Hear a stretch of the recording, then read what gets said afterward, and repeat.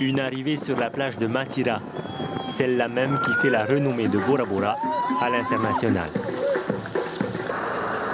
Un peu plus tôt, c'est à Ta'a qu'Alexandra et ses coéquipiers ont pris le départ. Ils sont accompagnés par des piroguiers des îles sous le vent. 43 km à la force des bras, c'est souvent le dos qui lâche en premier, mais Alexandra tient bon.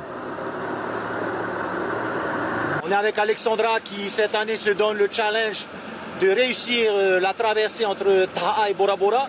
C'est quand même 43 km. Et il y a Ta'a qui est venu la soutenir, il y a Bora Bora qui est venu la soutenir. Reatea est là aussi avec quelques dialysés dessus leur V6. On a un K2 de Wainé, un K1 de Bora. Et ça fait plaisir de voir qu'aux îles sous le vent, ce genre de cause nous touche aussi nous. Lors de la course Hawaii Kinuib A, les rameurs effectuent des changements. Mais aujourd'hui, personne ne viendra relayer Alexandra, elle qui a décidé d'effectuer la traversée du début à la fin, malgré les difficultés. Ça a été long, dur, des moments de difficulté. Mais il faut relever la tête quand c'est comme ça et penser à ce qui s'est passé ces dernières années. Et c'est comme ça qu'on trouve la force et on avance. Qu'est-ce qui a été le plus dur?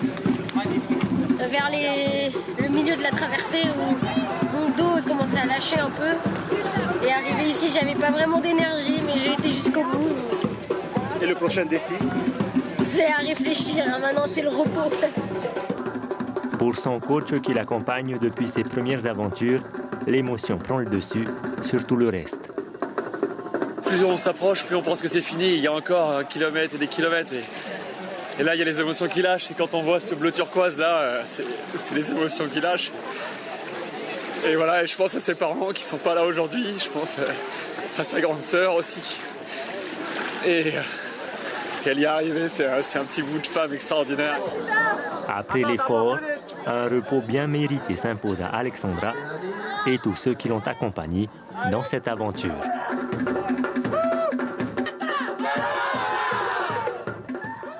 Et elle est en direct avec nous depuis Bora Bora, Alexandra Caldas, accompagnée de son kinésithérapeute Mathieu Forge. Yorana, merci d'être en direct avec nous. Alors, Alexandra, d'abord, comment vous sentez-vous après cet exploit? On vous a entendu dans le reportage, vous n'aviez pas vraiment d'énergie à votre arrivée à Bora Bora. Ce soir, quelle émotion ressentez-vous? J'ai pas vraiment les mots face à ces émotions parce que j'ai vécu une chose incroyable. C'était magique, ce bleu, ce mana qui était présent et ce monde qui nous entourait, c'était incroyable. Je suis un peu fatiguée aussi. Qu'est-ce qui a été le plus difficile dans cette traversée pour vous? Ça a été le lagon de Bora Bora qui était, je pensais, calme et au final très agité, beaucoup de vent, beaucoup de vagues.